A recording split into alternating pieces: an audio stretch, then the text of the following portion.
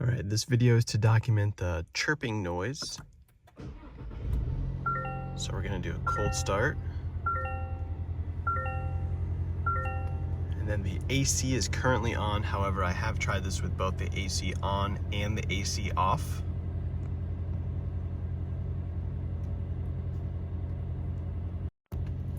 And then I normally like to just wait for consistency purposes until the RPMs drop to 1,000.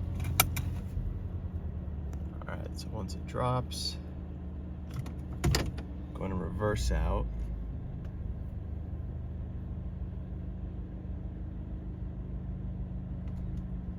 Actually, we'll turn off the AC so you can hear it better.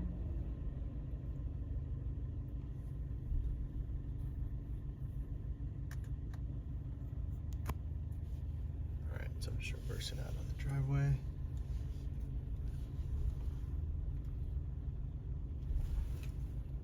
And this typically happens around 1,000 to 1,200 RPM. So right now I'm going into drive.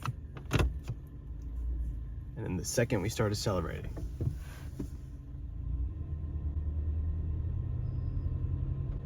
you could hear that light, faint chirp noise.